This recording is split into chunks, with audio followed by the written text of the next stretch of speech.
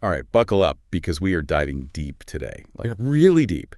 We're going into the world of sobriety, but with a twist. Ooh, a twist. I like it. Intrigued. Yeah, no clinical jargon, no statistics today. We're Yeah. going straight to the source, the R Sober subreddit. Raw and real. I like where we're going with this. Exactly. It's like eavesdropping on real, honest conversations about recovery.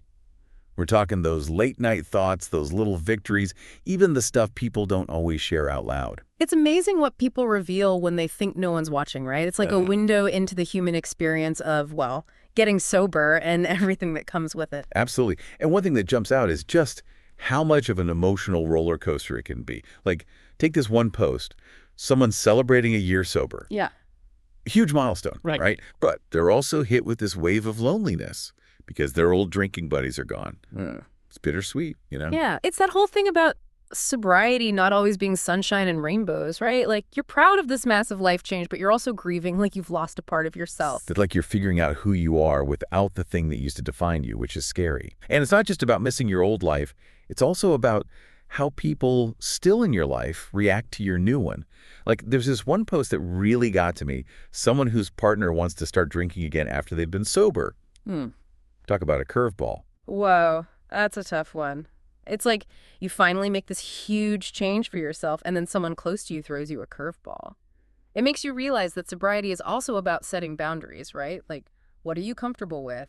What supports your recovery, even if it means having some tough talks? It's like learning to stand up for yourself and what you need to stay healthy, which I imagine can be really difficult when you're already navigating so much. Yeah. And it's not always easy to spot those tricky situations, you know? Like there's this other post where someone talks about being offered drugs by someone who honestly sounds like they were fishing for a relapse buddy. Yeah. It makes you wonder if some people view your sobriety as some kind of judgment on their choices, like they almost feel threatened by it. Yeah, and it makes you realize the importance of surrounding yourself with people who get it. 100%. That support system, a recovery group, a therapist, even just a few close friends can make all the difference because let's face it, going it alone is tough. It really is.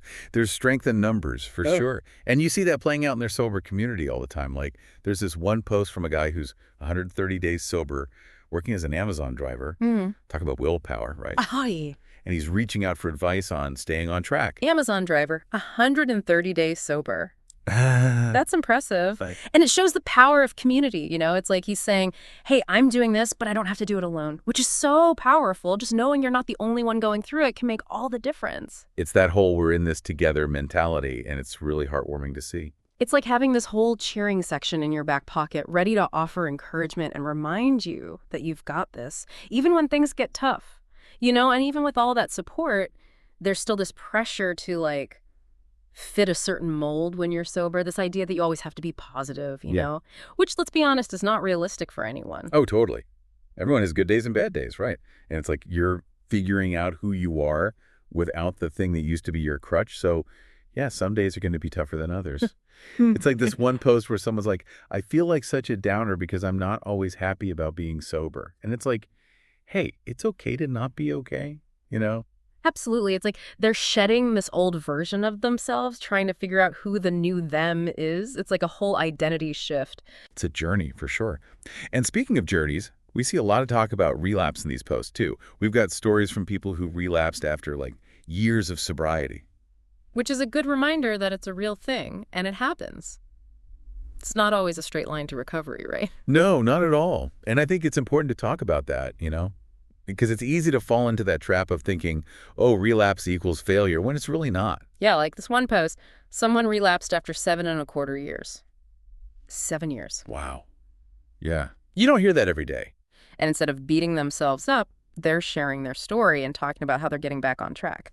That's pretty inspiring, if you ask me. It is. It takes a lot of courage to be that open and honest, especially about something so personal. Seriously. Yeah. And it speaks to that whole idea of resilience, right? It's not about how many times you fall down. It's about getting back up. Exactly. It's like that saying, you know, fall down 7 times, get up 8. And that's where having that support system is so clutch. Like having your own personal cheer squad to help you dust yourself off and keep going. I love that analogy. Your own personal cheer squad. Because we could all use a little bit of that, right? Especially when things get tough. You said earlier that sobriety isn't always sunshine and roses, which reminded me of this one post, someone 13 months sober, and they're really struggling to find joy in the things they used to love. They even ask, will I ever experience that same level of enjoyment again? Which is a really valid question, I think. It is. It's like those reward pathways in our brains, you know? Yeah. They're used to getting that quick fix from alcohol, drugs, whatever it was.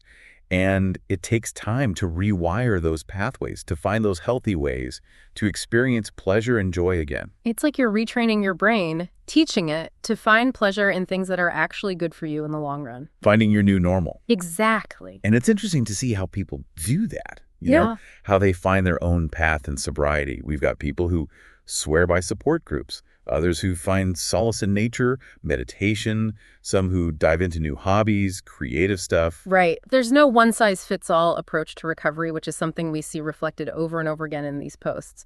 The important thing is to find what works for you, what keeps you moving forward, even if it's just one day at a time. 100%. And sometimes that means getting a little creative, you know, forging your own path. Like this one post where this person's like, I'm 37, divorced, single, no kids. I don't have the usual motivators for getting sober. That's so interesting, right? Because it really makes you think about those internal motivators, those deeply personal reasons why someone chooses to change their life. It's like they're taking back their life, Yeah. you know, finding their own reasons for wanting to be the best version of themselves, no matter what anyone else thinks. Exactly. Your journey, your reasons, your definition of sobriety. And I think that's what's so inspiring about this whole deep dive, seeing how people define sobriety on their own terms. It's like they're shedding those expectations and embracing who they are, messy and all. And, you know, it's funny, right? We talk about sobriety being this journey, this personal thing, but then even like the smallest things in your environment can totally throw you off track. Like there's this one post where someone's talking about how just the smell of a new perfume brought back all these intense cravings. That's like your senses have a memory of their own. Those triggers can really sneak up on you. Totally, like a sensory ambush, you know? Mm. Which is why having a plan for dealing with them is so important. That support system we were talking about, a sponsor, a friend, even just having a go-to distraction can make all the difference when those cravings hit. Yeah, because those cravings, they can be powerful. Hmm. But you know what else I noticed? A lot of people were hesitant to actually ask for help, even when they were really struggling. It's like they don't want to burden anyone, Right. which is so understandable. But it also highlights the stigma that still surrounds addiction, unfortunately. Yeah. We've got to keep talking about this stuff, normalizing those conversations about mental health and recovery. 100%, because everyone deserves support, especially when they're going through something as challenging as addiction and recovery. Absolutely.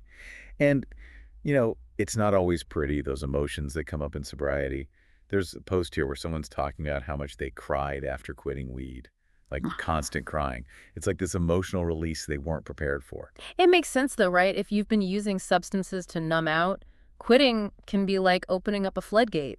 All those feelings you've been pushing down come rushing out. It makes you realize how much we use those substances to cope, even if we don't realize it at the time. For sure. And sometimes those emotions, they aren't pretty. Like there's this other post where the person talks about being angry all the time after getting sober. Angry at themselves, angry at the world, the whole deal. Anger is a powerful emotion, that's for sure. It is. And it's often easier to direct that anger outward than to turn it inward, you know? Definitely. And sometimes I think that anger comes from a place of grief.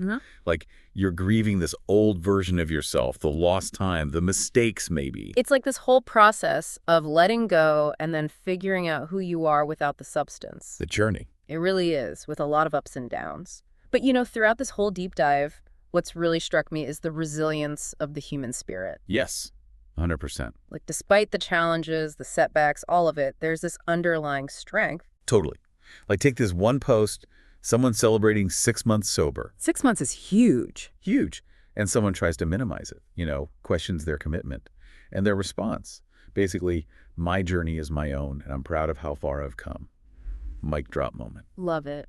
And that's what it's all about, right? Finding your own path, defining sobriety on your own terms, and celebrating every victory along the way. Exactly. Big or small. It's been amazing to explore these raw, honest stories from sober, you know. It reminds us that behind all the statistics, the labels, There are real people navigating this complex journey with courage, vulnerability. 100%. And for anyone listening who's going through it, whether you're in recovery yourself, supporting a loved one, just remember, there's no shame in asking for help. There's no one-size-fits-all approach. And there's always hope. Even when things get tough, always hope. Couldn't have said it better myself. Each journey is unique, and every step forward, no matter how small, is a victory worth celebrating.